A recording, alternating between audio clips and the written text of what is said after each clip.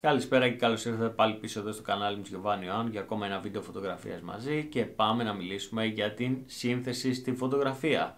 Είναι ένα από τα πιο κρίσιμα στοιχεία που καθορίζουν την ποιότητα και την επιτυχία μιας εικόνας. Δεν έχει σημασία αν είσαι επαγγελματίας ή απλός ερασιτέχνης, το πώς τοποθετείς τα στοιχεία μέσα στο κάδρο μπορεί να κάνει τη διαφορά μεταξύ μιας μέτριας φωτογραφίας και μιας εντυπωσιακής που μιλάει στο θεατή. Σε αυτό το βίντεο θα εξετάσουμε τις βασικές αρχές της σύνθεσης στη φωτογραφία, τις τεχνικές που χρησιμοποιούν οι φωτογράφοι για να δημιουργούν ισχυρές εικόνες και πώς να εφαρμόσεις αυτές τις αρχές στην πράξη. Αν αναρωτιέσαι πώς να βελτιώσεις τις φωτογραφίες σου και να τις κάνεις να ξεχωρίζουν πραγματικά, τότε αυτό το βίντεο είναι για σένα. Ο κανόνας των τρίτων είναι μία από τις πιο γνωστές και βασικές τεχνικές σύνθεσης στη φωτογραφία. Απλά χωρίζεις το κάδρο σου σε 9 ίσα μέρη, δημιουργώντας 2 οριζόντιες και 2 κάθετες γραμμές, τοποθετώντας το κύριο στοιχείο της φωτογραφίας στις γραμμές ή στα σημεία όπου συναντούνται αυτές οι γραμμές, μπορεί να δημιουργήσεις πιο ισχυρές και πιο ενδιαφέρουσες εικόνες. Αυτή η τεχνική δεν σημαίνει ότι πρέπει πάντα να ακολουθεί αυτούς τους κανόνες κατά γράμμα, αλλά σου δίνει μια καλή βάση για να αρχίσεις να σκέφτεσαι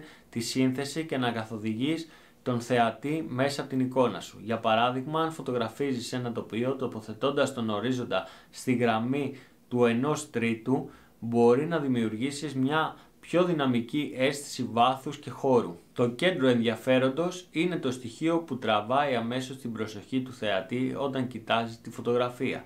Είναι το σημείο γύρω από το οποίο περιστρέφεται η υπόλοιπη σύνθεση. Ένα δυνατό κέντρο ενδιαφέροντος είναι κρίσιμο για να διασφαλίσεις ότι η φωτογραφία σου είναι ξεκάθαρη και δεν προκαλεί σύγχυση. Η δημιουργία ενός καθαρού κέντρου ενδιαφέροντος μπορεί να γίνει με διάφορους τρόπους. Μπορείς να πετύχεις μέσω φωτισμού, χρωμάτων ή ακόμα και με τη χρήση βάθους πεδίου για να θολώσεις το παρασκήνιο και να εστιάσεις την προσοχή σε αυτό που πραγματικά θέλεις να ξεχωρίζει. Αν για παράδειγμα φωτογραφίζεις ένα πορτρέτο, το πρόσωπο του ατόμου συνήθως είναι το κέντρο ενδιαφέροντος και τοποθετείται σε στρατηγικό σημείο του κάδρου, όπως τα σημεία τομής του κανόνα των τρίτων. Ωστόσο, το κέντρο ενδιαφέροντος δεν πρέπει πάντα να βρίσκεται ακριβώς στο κέντρο της εικόνας. Εξαρτάται από το τι σύνθεση και τι ιστορία θέλεις να πεις. Σημασία έχει να καθοδηγήσεις το βλέμμα του θεατή με τρόπο φυσικό και οργανικό. Οι γραμμές είναι ένα ισχυρό εργαλείο στη σύνθεση της φωτογραφίας. Μπορούν να οδηγήσουν το βλέμμα του θεατή σε διάφορα σημεία της εικόνας και να δημιουργήσουν αίσθηση βάθους και κίνησης. Οι ευθείες γραμμές, όπως δρόμοι, σιδηρόδρομοι ή ακόμα και οι άκρες ενός κτηρίου, μπορούν να καθοδηγήσουν το βλέμμα του θεατή προς το κέντρο ενδιαφέροντος ή σε μια προοπτική που δημιουργεί βάθος. Εκτός τώρα από τις ευθείες γραμμές, τα μοτίβα είναι επίσης ένα πολύ σημαντικό στοιχείο της σύνθεσης. Μπορούν να προσθέσουν αρμονία, ισορροπία, ακόμα και ρυθμό στην εικόνα. Επαναλαμβανόμενα μοτίβα όπως τα σχέδια σε αρχιτεκτονικές λεπτομέρειες ή τα φυσικά μοτίβα στη φύση μπορούν να αποτελέσουν ένα ισχυρό οπτικό ενδιαφέρον. Αυτό τώρα που κάνει τις γραμμές και τα μοτίβα τόσο ισχυρά είναι ότι σπάνια λειτουργούν μόνα τους. Συνήθως συνδυάζονται με άλλες τεχνικές σύνθεσης όπως οι κανόνες των τρίτων ή το κέντρο ενδιαφέροντος για να δημιουργήσουν μια φωτογραφία που είναι γεμάτη νόημα και ισχυρή οπτική. Η ισορροπία είναι θεμελιώδης για τη σύνθεση, καθώς μια φωτογραφία χωρίς ισορροπία μπορεί να φαίνεται ανακατεμένη ή διαταραγμένη. Στη φωτογραφία η ισορροπία αναφέρεται στο πώς τα διάφορα στοιχεία του κάδρου αλληλεπιδρούν και κατανέμονται στο χώρο. Ένας τρόπος για να επιτύχεις ισορροπία είναι να τοποθετήσεις οπτικά στοιχεία με τρόπο που να αντισταθμίζουν το βάρος των άλλων στοιχείων της εικόνας. Αυτό μπορεί να επιτευχθεί είτε με συμμετρική είτε με ασύμμετρη ισορροπία. Στη συμμετρική ισορροπία τα στοιχεία της εικόνας είναι τοποθετημένα με τέτοιο τρόπο ώστε η αριστερή και η δεξιά πλευρά να είναι σχεδόν ταυτόσιμες ή να αντανακλούν η μία την άλλη.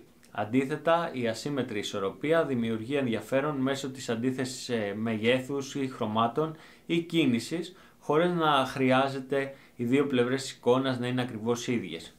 Η ισορροπία στη σύνθεση μπορεί να προσθεθεί και μέσω του φωτισμού, του βάθους πεδίου ή ακόμα και της κατεύθυνσης του βλέμματος του υποκειμένου, στην περίπτωση των πορτρέτων ας πούμε.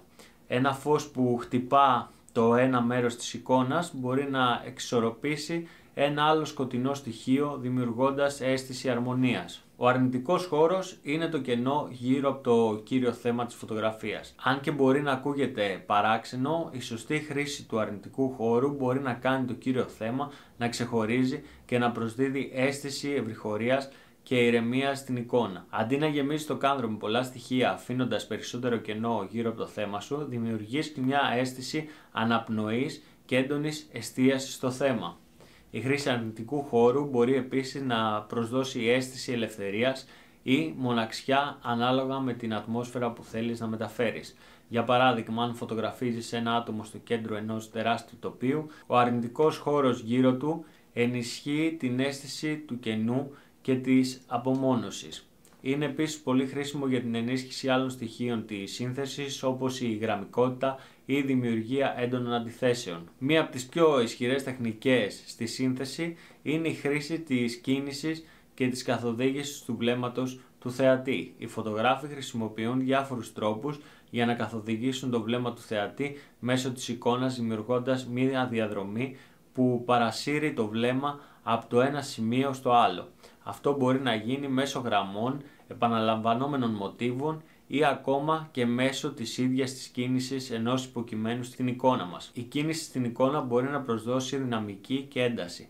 Αυτό δεν σημαίνει απαραίτητα ότι η φωτογραφία πρέπει να έχει μια πραγματική αίσθηση κίνησης, αλλά οι φωτογράφοι συχνά χρησιμοποιούν τη θέση των στοιχείων ή την κατεύθυνση προς την οποία κοιτάει το υποκείμενο για να δημιουργήσουν αυτή την εντύπωση. Για παράδειγμα, ένα άτομο που κοιτάει προς τα αριστερά αφήνοντας περισσότερο χώρο προς τα δεξιά, δημιουργείται η αίσθηση ότι η κίνηση συνεχίζεται προς τα δεξιά, δίνοντας μια αίσθηση συνέχειας και ροής στην εικόνα. Αυτή η τεχνική μπορεί να χρησιμοποιηθεί για να δημιουργήσει ένταση και να καθοδηγήσει την προσοχή του θεατή σε ένα συγκεκριμένο σημείο της φωτογραφίας. Το φως τώρα είναι ίσως το πιο σημαντικό στοιχείο στη φωτογραφία, καθώς καθορίζει τη διάθεση, την ατμόσφαιρα και τη συνολική ποιότητα της εικόνας. Η σωστή χρήση του φωτός μπορεί να αναδείξει το θέμα της φωτογραφίας και να προσδώσει βάθος, αντίθεση και ένταση.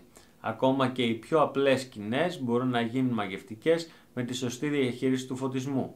Η κατεύθυνση του φωτός είναι εξίσου σημαντική. Φωτισμός από το πλάι ή από πίσω μπορεί να δημιουργήσει εντυπωσιακές σκιές και να προσδώσει μια αίσθηση μυστήριο και βάθους. Αντίθετα, το φως που έρχεται από το μπροστινό μέρος του θέματος μπορεί να δημιουργήσει πιο έπαιδες και φωτεινές εικόνες, ενώ το διάχυτο φως δημιουργεί ήρεμα και απαλά φωτισμένες σκηνές. Μια άλλη σημαντική τεχνική είναι η χρήση του αντίθετου φωτισμού, όπου το φως προέρχεται πίσω από το θέμα, δημιουργώντας ένα περίγραμμα ή σιλουέτα. Αυτή η τεχνική μπορεί να δημιουργήσει εντυπωσιακή αντίθεση και να προσφέρει δραματικότητα στην εικόνα μας. Το φυσικό φως, όπως το φως της χρυσής ώρας στην Ανατολή ή το ηλιοβασίλεμα, είναι ιδανικό για να προσφέρει ζεστασιά και αρμονία, ενώ το σκληρό φως της μεσημεριανής ώρας μπορεί να δημιουργήσει έντονες σκιές και δραματική αίσθηση. Η σύνθεση στη φωτογραφία δεν είναι απλώς μια σειρά από κανόνες που πρέπει να ακολουθείς, αλλά ένα εργαλείο που θα σε βοηθήσει να εκφράσεις τη δική σου οπτική γωνία και το προσωπικό σου στυλ. Με την πρακτική και τον πειραματισμό αναπτύσσεις μια αίσθηση του πώς να εφαρμόσεις τεχνικές σύνθεσης με τρόπο που να εξυπηρετεί τη δική σου δημιουργική προσέγγιση. Η καλύτερη άσκηση για να βελτιώσεις τη σύνθεση είναι να βγάζεις φωτογραφίες με συνειδητό στόχο. Σκέψου ότι θέλεις να πετύχεις σε κάθε φωτογραφία και χρησιμοποίησε τις αρχές που έχουμε συζητήσει, όπως ο κανόνας των τρίτων, η χρήση φωτός και γραμμών και η ισορροπία, για να δημιουργήσεις εικόνες που έχουν συνοχή και σκοπό.